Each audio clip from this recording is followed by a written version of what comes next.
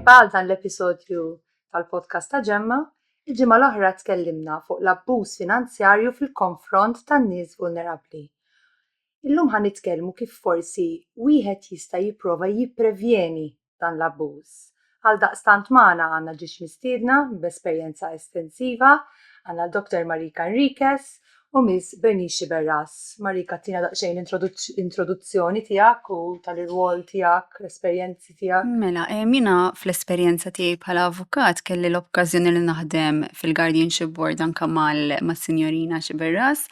Barra minn hekk ukoll ħdimt tal-numru ta' snin ma' persuni b'diżabilità, jiġifieri il-vulnerabilità kelli l-okkażjoni li nesperjenza minn lati differenti u kelli wkoll l-okkażjoni li nara tipi differenti ta' abbużi finanzjarji. U hemmhekk titgħallem tapprezza kemm wieħed huwa importanti li jilqa' minn qabel u li jkun preparat. Okay. Bernice minn naħa tiegħek? Mela, jiena fil-passat ħdimt ukoll ma' persuni b'diżabilità u li għandhom l-aħħar 3 snin naħdem fl-irwol ta' reġistratur mal-Guardianship Board. Mela, ħan iddiskutu il-kustodja u il-mandat li ħafna nies jafuh u jsejħulu l-enduring power of attorney. Ħan nifhmu x'differenzi hemm bejniethom, min jista' japplika lihom, meta tridu tapplikaw għalihom u x'kundizzjonijiet japplikaw. Mela, Bernice minn naħa tiegħek, x'inhija il-kustodja li ħafna nies jsejħula il-guardianship? Tista' tispjegana daqsxejn? Mela, il-kustodja hija relazzjoni legali bejn persuna illi ħajġi maħtur bħala kustodju u persuna oħra li minħabba xi diżabilità jew xi diżordni mentali kollha bżonn il xi ħadd illi jgħinha fid-deċiżjonijiet. Tajjeb, issa l-irwol tal-kustodju ħajkun dak illi jgħin il-persuna tieħu deċiżjonijiet għall-aħjar tagħha, tamministra l-assi tagħha, kif ukoll jippromovi id-drittijiet u l-aħjar interess tal-persuna. Tal-individwu, bażikament. Eżatt, tal-persuna l-vulnerabbli. U min jista' japplika għall-guardianship, għall-kustodja? Mela, l-applikazzjoni tista' tiġi sottomessa minn il-konġunti tal-persuni ġifri mill-mara, jew mir-raġel, jew mit-tfal tagħhom, jew mill-ġenituri li forsi għandhom it-tfal b'diżabilità. Ikun hemm min ukoll li ma jkollux tfal, allura japplikaw ħutu jew neputijiet. Ġieli rċivejna wkoll applikazzjonijiet mingħand l-Avukat Ġenerali, għaliex forsi jkun hemm każ ta' abbuż, allura nirċievu l-applikazzjoni mill-Avukat Ġenerali biex jiġi maħtur State Guardian insejħulu.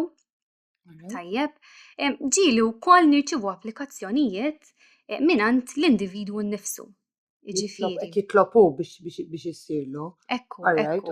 Infatti ftit tal-ġimgħat ilu rċivejna applikazzjoni mingħand mara illi tbati bil-marda tal-Huntingtons. Din taf illi iktar ma jgħaddi żmien, iktar il-kundizzjoni kemm fiżika kemm dik mentali tagħha ħadkompli tiġġenera. Allura daħlet applikazzjoni fejn qalet illi jiena meta eventwalment mhux ħankun iktar kapaċi nagħmel ċertu deċiżjonijiet għalija nnifsi, nixtieq illi tiġi appuntata t-tifla tiegħi. Jiġifieri qegħdin fil-każ biex meta jidħol il-Prokuratur Ġenerali, però f'każijiet meta japplikaw jew l-individwu stess jew nies ta' fiduċja, bażikament hija relazzjoni bejn il-persuna u xi ħadd li huma jafdaw. Naqblu, normalment dik tkun is-sitwazzjoni li jaħtru xi ħadd li huma jafdaw li għandu l-aħjar interess tal-individwu, ġifieri ħajaħdem għall-aħjar interess bażikament. Ekku, infatti meta aħna nirċievu applikazzjoni il-bord mhux ħajaqbad u jgħid orrajt ħanoħloġ l-ordni tal-kustodja. Hemm proċess fejn l-applikazzjoni tiġi riveduta u mbagħad il-bord isejjaħ l-applikanti kif ukoll il-xixida u anke l-persuna li dwarha qed issir l-applikazzjoni biex jara daqsxejn ir-raġuni għalfejn ġiet sottomessa l-applikazzjoni, il-bżonn tagħha u jaċċerta illi m'hemmx l-ebda konflitt ta' interess sewwa u li l-benesseru tal-persuna li dwarha issir l-applikazzjoni huwa fil-qofol ta' kollox. Eżattament. U il-proċess tal-applikazzjoni kif inhu, ġifieri jsir online, jiġu fiżikament hemmhekk, hemm bżonn ta' xi firma ta' xi professjonist, kif taħdem? Mela, biex wieħed japplika għal guardianship jista' jew iċemplilna u nibatulu l-formuli d-dar, jew iniżżel il-formuli meħtieġa mill-website tagħna. Di bażikament għandna l-applikazzjoni, l-formula li qiegħda kemm bil-Malti jew kemm bl-Ingliż. Iridu jimlewha fiha informazzjoni bażika, ġifieri isem, kunjom, indirizz tal-persuna, daqsxejn informazzjoni għalfejn qed tiġi sottomessa l-applikazzjoni. Iridu jniżlu wkoll xi xhieda, tajjeb, jiġifieri dawn ikunu nies illi jafu kemm l-applikant kif ukoll il-persuna li dwarha tissir l-applikazzjoni. Biex il-board iġib insight kemm jista' jkun. Biex jara dil-persuna li ħad tkun responsabbli. Hijiex ta' fiduċja. Hijiex ta' fiduċja, eżattament. Ekku. Hemm ukoll medical report li jrid jiġi mimli minn professjonisti li jsegwi l-persuna. Li jsegwi l-persuna l-applikant? Il-persuna li dwarha tissir l-applikazzjoni. Kif ukoll numri ta' supporting documents oħra bħal karti tal-identità, kondotta tal-pulizija u ċertifikat ta' twelid. Tajjeb, once illi l-persuna jkollha dawn id-dokumenti kollha, tista' jew tibgħathomna online, jew iġġibhomna l-uffiċċju tagħna jew tibgħathom bil-posta reġistrata biex inkun komdu għall-persuna. Kull applikazzjoni ħad tiġi riveduta, tajjeb, mill-board u mbagħad il-board ħajiddeċiedi l min irid isejjaħ biex jara qudiemu. Ħalli jkun jista' jagħmilhom numru ta' mistoqsijiet qabel jiddeċiedi jekk hux ħajagħti l-ordni tal-kustodja jew le. Ġifieri milli qed nifhem il-proċess mhuwiex proċess li ngħidu aħna ta' kafka, huwa proċess serju, proċess li jiċċekkja, jivverifika biex jassigura l-aħjar għall-applikant, u xek għall-persuna li tipplikaw għalija. Kull applikazzjoni nittrattawha b'mod individwali u ġieli jkun hemm applikazzjonijiet ukoll fejn aħna nitolbu li naraw xi social workers illi forsi jsegwu l-każ biex nieħdu iktar stampa holistika wkoll. Mela, jekk wieħed għadu fiċ-ċans illi jaħseb bil-qudiem għax qatt m'hemmx ejja ngħidu hekk inkapaċità mill-att legali, x'alternattivi jeżistu? Mela, bażikament biex forsi nkunu qed nispjegaw aħjar lin-nies, il-guardianship fil-waqt li hija għodda importanti ħafna, hija għodda li ħafna drabi nies ħajrikorru għaliha la darba l-inkapaċità legali tkun diġà qiegħda hemmhekk, jiġifieri pereżempju ħajkollok tfal li ħajavviċinaw l-uffiċċju tal-guardianship minħabba li l-mama jew il-papa tagħhom avvanzatilhom ħafna d-dimensja, m'għadhomx qed jarfu tfal, m'għadhomx qegħdin jikkomunikaw kif kienu qabel, ix-xewqat tagħhom speċjalment, u allura hemmhekk għandek diġà kundizzjoni li avvanzat. Però teżisti l-possibilità llum il-ġurnata illi ħafna nies għadhom ishom mhumiex konxi fuqha. Il-Kodiċi Ċivili jagħti l-okkażjoni, l-possibilità lil persuna illi tagħti mandat li huwa speċifiku fis-sens li ħajibda japplika biss ikun validu la darba l-persuna titlef l-abilità tagħha li tamministra l-assi tagħha. Għalfejn ħafna nies huma familjari ma' dak li aħna insejħulu kuljum il-prokura. Ħafna nies jgħidulek jiena tajt prokura lit-tifel, tajt prokura lit-tifla u joħdu li ħsieb huma. Imma ikun hemm ċirkostanzi fejn din il-prokura pereżempju tkun ingħatat numru ta' żmien ilu u pereżempju l-bank jitlob li din terġa' tiġi kkonfermata. Issa, jeżisti però l-possibilità li bniedem jagħti mandat li jkun apposta kif konna qed ngħidu f'każ illi inti tiġi fuqek din is-sitwazzjoni. Illi inti inqala xi ħaġa, kellek pereżempju kundizzjoni illi biżmien tiddeġenera u inti ħadd titlef l-abilità tiegħek li tieħu ħsieb l-affarijiet tiegħek li tifhem iċ-ċirkostanzi tal-ħajja ta' dak li tiġri madwarek.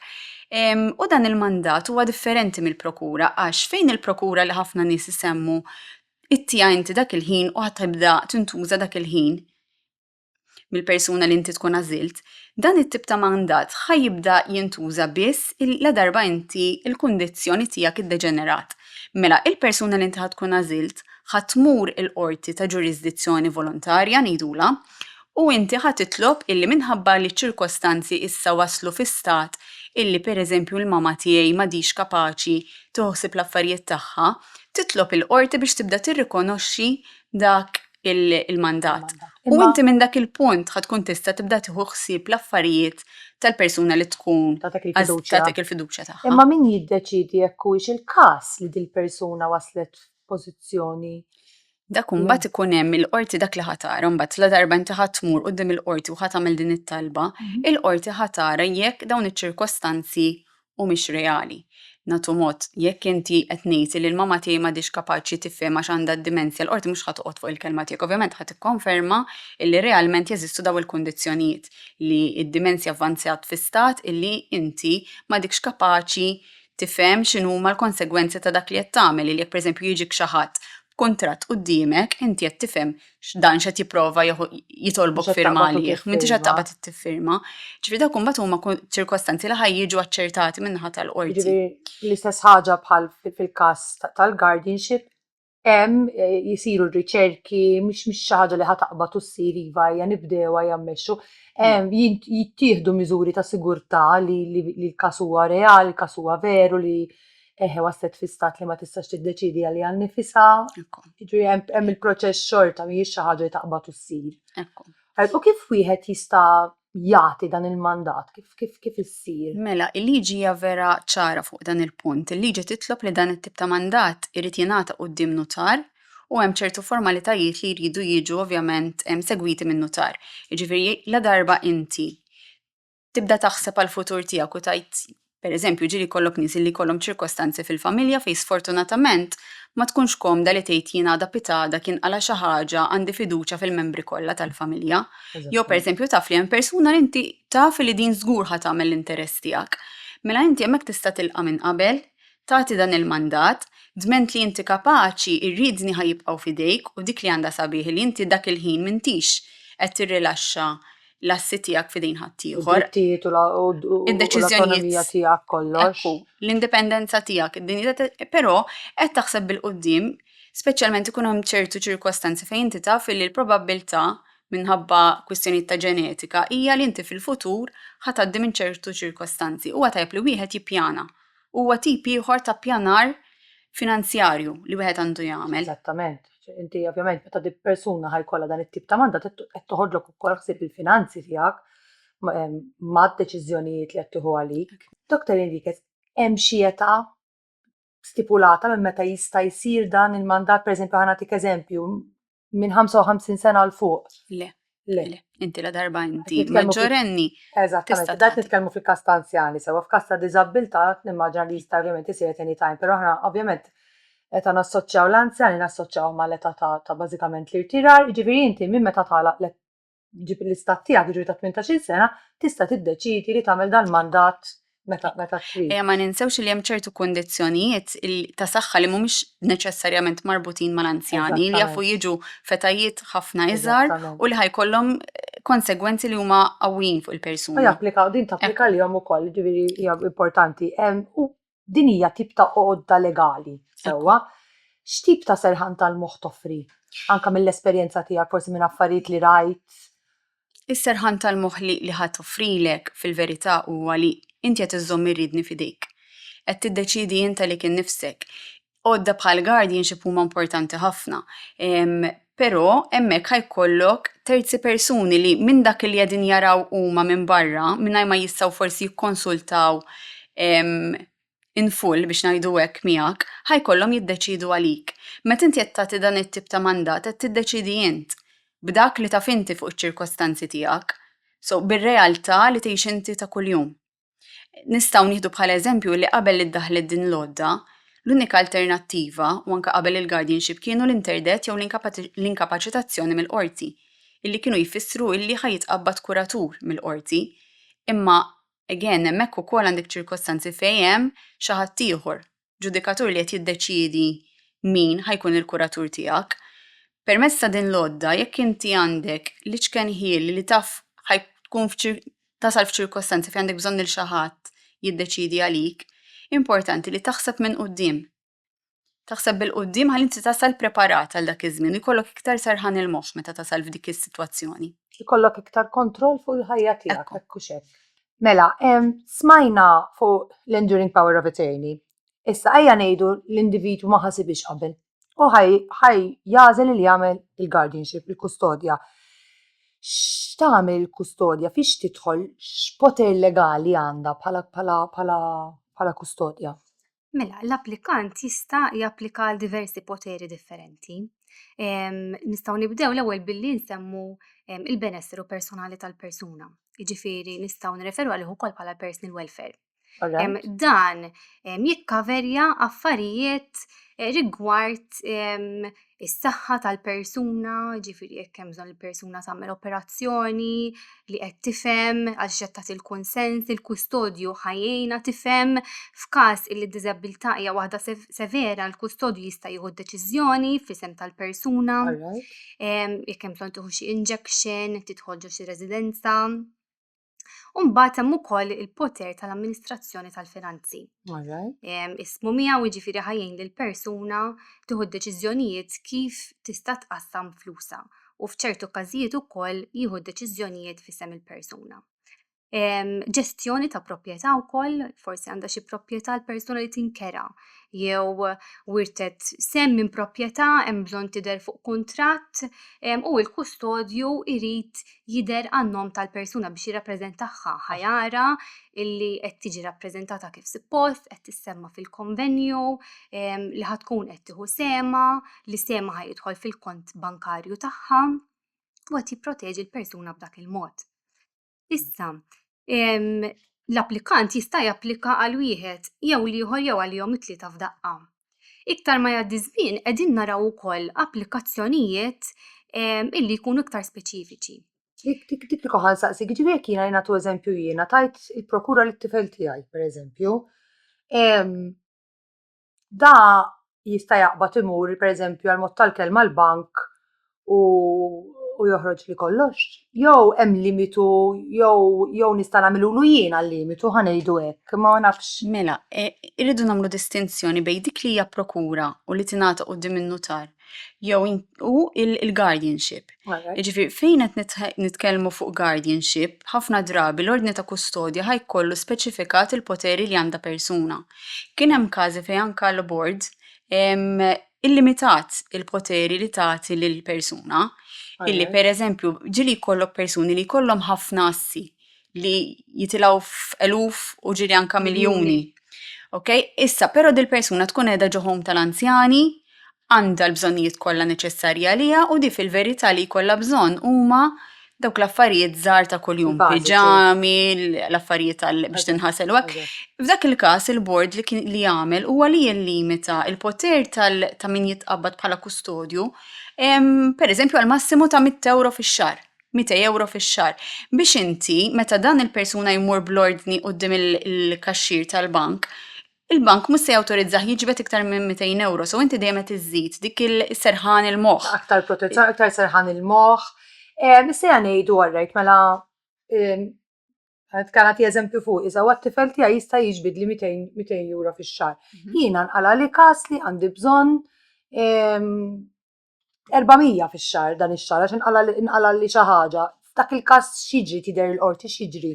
Le f'dak il-każ il-kustodju javviċina lilna l-uffiċċju tar-reġistratur, jgħidilna b'dan il-bżonn, jgħidilna għalfejn dan ix-xahar l-ispiża hija iktar mis-soltu. Il-bord f'dan il-każ jitolbu anke l-irċevuti, tajjeb jgħidlu mela daw il-200 euro jekk inti qed tgħidilna li ħatonfoqhom għand id-dentist. Tista' ġibilna karta mant id-dentist biex il-bord dejjem ikollu l-prova tajjeb u jnaqqas l-abbuż kemm jista' jkun. Once li l-bord ħajkun sodisfatt illi veru hemm l-ħtieġa li il-kustodju joħroġ 200 euro ekstra dan ix-xahar, il-bord ħajkun f'pożizzjoni illi japprova tajjeb, però għal dan ix-xahar biss. M'hemmx għalfejn inbidlu l-poter li hemm limitu ta' 200 euro fix-xahar going forward. U qed issemmi ibidlu għal dan ix-xahar. Issa jekk jagħti il-każ illi għandu bżonn jinbidel permanentement, għax iżidu l-ispejjeż, hija proċedura mill-bidu jew kif taħdem? Mhijiex proċedura mill-bidu lanqas, iktar ma jgħaddi żmien din ġieli niltaqgħu magħha. Il-bord inizjalment ikun ta' limitu ta' ċertu ammont ta' flus. Ovvjament wara li jkun ikkonsolta mal-applikant tajjeb. Mbagħad forsi din l-anzjana kellha bżonn tibda tieħu xi mediċina oħra, tajjeb, illi tiswa 50 euro iktar. Mela dan ħajtina l-irċivuta jew ħajtina il-karta tat-tabib fejn qed Għarriġ. tindika illi il-persuna tibda tieħu din il-mediċina wkoll. Regolarment. Eżatt, allura il-bord ħajirrevedi tajjeb u fejn hemm bżonn ħajamel l-aġġustamenti li hemm bżonn. Ġifieri milli qed nisma' qed nifhem li hemm sigurtà mhijiex xi ħaġa li tiġi mandata ġifieri hekk kif ġipu laħa hemm il-proċeduri hemm is-sigurtà neċessarja ġifieri dak li jkun qed jaħseb biex jagħmel waħda jew l-oħra hemm jittieħdu passi u mhix xi ħaġa li ssir ngħidu aħna ta' bla doċċ bażikament, ġifieri toffri serħan tal-moħħ. Għal min jilħaq jaħseb għalija qabel jażel il-mandat li hija l-enduring power of attorney versus dawk illi ma jilħqux forsi jaħsbuha minn ħafna qabel jistgħu jażlu l-kustodja li ħafna Maltin jafuha bħala l-guardianship. Ekku, Danja, nixtieq inżid punt ukoll. Fejn qed insemmu s-sigurtà, il-Guardianship Board toffri wkoll lejer ieħor. Illa li l-ordni tal-kustodja mhux applikajt darba għalija ħarġet and that's it. U jiġi revedut ġifieri. Eżatt. Importanti. L-ordni tal-kustodja normalment tiskadi wara sena. Issa, min-naħa tagħna aħna infakru lill-applikant lill-kustodju xahar qabel li waslet biex tiskadi l-ordni tal-kustodja. Fejn aħna nibatulu ir-rapport annwali id-dar bil-posta biex niffaċilitaw anke l-proċess. U dan l-applikant il-kustodju jkun irid itina spjegazzjoni u rendi kont ta' kif amministra il-flus tal-persuna matul is-sena preċedenti. Proset. Issa, mhux kemm jaqbad u jgħidilna din daħlet pensjoni 300 euro kull 4 ġimgħat u jiena nfaqtilha 50 euro biss minnhom. Komplement fejnhom. Il-bord ħajitlob il-bank statements tajjeb biex aħna jkollna l-fatti fuq xiex naħdmu, kif ukoll l-irċevuti. Biex il-bord jara illi jekk inġibdu dawn il-flus verament intnefqu għal-benefiċċju dirett tal-persuna. Issa hawnhekk il-guardianship normalment wara sena tiġi imġedda jekk ovvjament il-bord ikun sodisfat b'dan ir-rapport annwali. Il-enduring power of attorney u l-interdiction jidher li Għandhom validità ta' 3 snin. ta' 3 snin. Xi ħaġa li ma semmiġ Bernice huwa li l-bord fejn tidħol il-kustodja għandu linja li hija ċara, direzzjoni ċara. Għax il-bord il-kejl tiegħu huwa jekk il-persuna hijiex taġixxi fl-aħjar interess tal-individwu. Jiġifieri dak huwa l-istandard li ħajfittex il-bord. Jekk jien għamilt spiża, għamilta fl-interess tal-persuna li qiegħda taħt il-kura tiegħi, pereżempju każ li nistgħu nsemmu li kien hemm fi żmien meta kont naħdem hemmhekk, kien hemm każ ta' persuna illi riedet tagħmel alterazzjonijiet fil-post tal-persuna li kienet taħt il-kustodja tagħha. Mbagħad tibda tistaqsi, imma inti għaliex tixtieq tagħmel daw l-alterazzjonijiet fil-post? Beħsiebek huma neċessarji. L-ewwel mistoqsija, le mhumiex neċessarji, qed nagħmilhom f'sens kosmetiku biex il-post ikun isbaħ, imma l-persuna qiegħda toqgħod fih, le l-persuna tgħix f'dar tal-anzjani, mela allura x'inhu l-bżonn tagħhom? Taf kif ħadd ikrih biex il-persuna għandha introjtu ieħor u hemmhekk ħadd igwadanja hi. Jiġifieri hemm ħafna mistoqsijiet li wieħed isaqsi. U għalhekk is-sabeħ tagħha huwa illi il-fatt li inti ngħatajt il-kustodja tal-persuna m'għandekx laqqas carte blanche li inti taqbad u tagħmel li trid. U dak huwa xi ħaġa l-importanti li n-nies jifhmu għax ikun hemm nies li sfortunatament jgħidulek imma jiena ħanoqgħod nieħu dan ix-xogħol kollu rid noqgħod nuri kollox.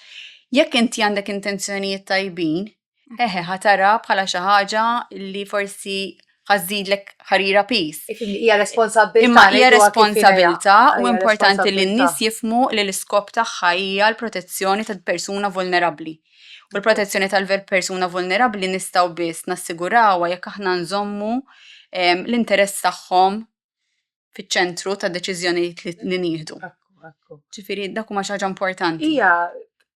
Nisimgħuha ħafna li ssir normalment bejn membri tal-familja, pereżempju jkun hemm għal-mod tal-kelma ħanati eżempju 5 tfal u wieħed jew waħda timmaniġġja dawn l-affarijiet tal-ġenituri.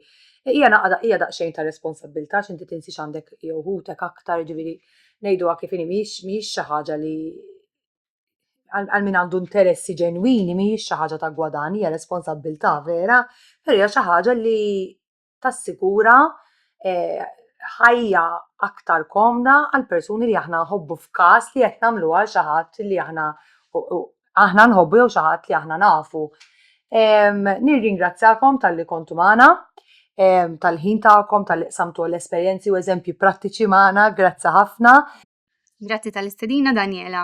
Kemm inżid jekk l-individwi hemm barra jkunu jridu jikkuntattjaw l-uffiċċju tagħna, jistgħu jagħmlu dan fuq in-numru tagħna 2348-2331 jew inkella 2348-2335, jistgħu jibgħatulna email ukoll fuq guardianship.miv@gov.mt jew iżuru l-website tagħna guardianship.gov.mt. Grazzi. Nispera li għennikom tifmu daqsxejn aħjar, taraw x'opzjonijiet għandkom u tifmu l-opzjonijiet sewwa. Ma l-importanti li meta taslu biex tagħmlu dan il-pass tistaqsu, tiċċekkjaw u tkellmu lin-nies inkarigati, mhux li smajna minn hemmhekk jew li smajna minn hawnhekk. Nirringrazzjak Marika u nirringrazzjak Bernice. Grazzi. Inħeġġiġkom tagħmlu follow, like jew subscribe sabiex iżommu ruħkom informati u kif ukoll aġġornati fuq l-episodji li miss.